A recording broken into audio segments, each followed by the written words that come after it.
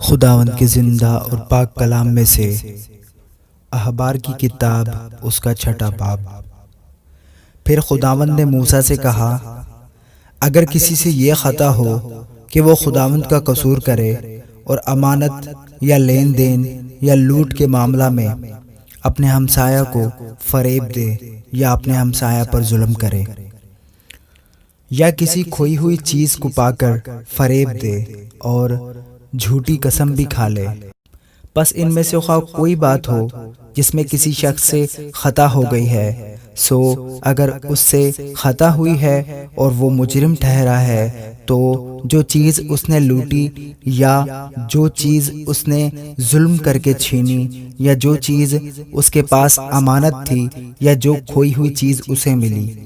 یا جس چیز کے بارے میں اس نے جھوٹی قسم کھائی، اس چیز کو وہ ضرور پورا واپس کرے اور اصل کے ساتھ 5واں حصہ بھی بڑھا کر دے۔ جس دن یہ معلوم ہو کہ وہ مجرم ہے، اسی دن وہ اسے اس کے مالک کو واپس دے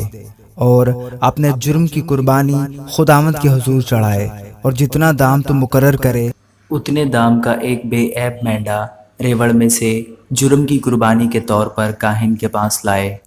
یوں کاہن اس کے لیے خداوند کے حضور کفارہ دے تو جس کام کو کر کے وہ مجرم ٹھہرا ہے اسے معافی ملے گی۔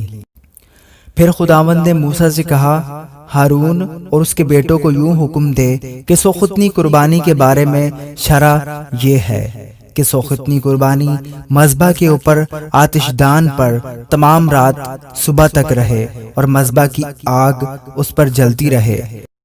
اور کاہن اپنا کتان کا لباس پہنے اور کتان کے پاجامے کو اپنے تن پر ڈالے، اور آگ نے جو سوختنی قربانی کو مذبح پر بھسم کر کے راکھ کر دیا ہے اس راکھ کو اٹھا کر اسے مذبح کی ایک طرف رکھے، پھر وہ اپنے لباس کو اتار کر دوسرے کپڑے پہنے اور اس راکھ کو اٹھا کر لشکرگاہ کے باہر کسی صاف جگہ میں لے جائے، اور مذبح پر آگ جلتی رہے اور کبھی بجھنے نہ پائے، اور کاہن ہر صبح کو اس پر لکڑیاں جلا کر سوختنی قربانی کو اس کے اوپر چن دے، اور سلامتی کے ذبیحوں کی چربی کو اس کے اوپر جلایا کرے۔ مذبح پر آگ ہمیشہ جلتی رکھی جائے، وہ کبھی بجھنے نہ پائے۔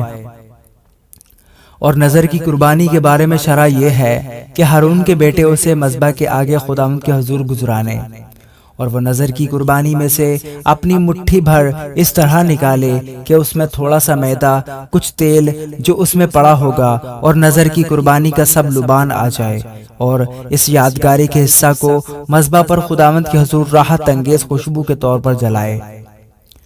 اور جو باقی بچے اسے ہارون اور اس کے بیٹے کھائیں، وہ بغیر خمیر کے پاک جگہ میں کھایا جائے، یعنی وہ خیمہ اجتماع کے صحن میں اسے کھائیں، وہ خمیر کے ساتھ پکایا نہ جائے۔ میں نے یہ اپنی آتشین قربانیوں میں سے ان کا حصہ دیا ہے، اور یہ خطا کی قربانی اور جرم کی قربانی کی طرح نہایت پاک ہے۔ ہارون کی اولاد کے سب مرد اس میں سے کھائیں۔ تمہاری پشت در پشت خداوند کی آتشین قربانیوں میں سے یہ ان کا حق ہوگا، جو کوئی انہیں چھوئے وہ پاک ٹھہرے گا۔ اور خداوند نے موسیٰ سے کہا، جس دن ہارون کو مسح کیا جائے اس دن وہ اور اس کے بیٹے خداوند کے حضور یہ چڑھاوا چڑھائیں کہ ایفا کے 10ویں حصہ کے برابر میدا آدھا صبح کو اور آدھا شام کو ہمیشہ نذر کی قربانی کے لیے لائیں۔ وہ توے پر تیل میں پکایا جائے، جب وہ تر ہو جائے تو اسے لے آنا۔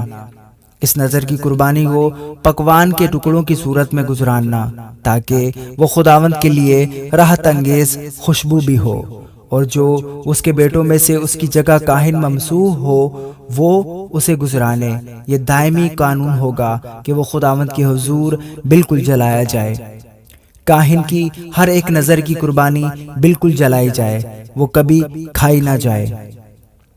اور خداوند نے موسیٰ سے کہا، ہارون اور اس کے بیٹوں سے کہہ کہ خطا کی قربانی کے بارے میں شرع یہ ہے کہ جس جگہ سوختنی قربانی کا جانور ذبح کیا جاتا ہے وہیں خطا کی قربانی کا جانور بھی خداوند کے آگے ذبح کیا جائے، وہ نہایت پاک ہے۔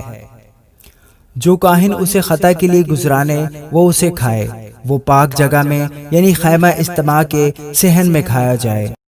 جو کچھ اس کے گوشت سے چھو جائے وہ پاک ٹھہرے گا۔ اگر کسی کپڑے پر اس کے خون کی چھینٹ پڑ جائے تو جس کپڑے پر اس کی چھینٹ پڑی ہے تو اسے کسی پاک جگہ میں دھونا، اور مٹی کا وہ برتن جس میں وہ پکایا جائے توڑ دیا جائے، پر اگر وہ پیتل کے برتن میں پکایا جائے تو اس برتن کو مانج کر پانی سے دھو لیا جائے، اور کاہنوں میں سے ہر مرد اسے کھائے، وہ نہایت پاک ہے۔ پر جس خطا کی قربانی کا کچھ خون خیمہ اجتماع کے اندر پاک مقام میں کفارہ کے لیے پہنچایا گیا ہے، اس کا گوشت کبھی نہ کھایا جائے بلکہ وہ آگ سے جلا دیا جائے۔ آمین۔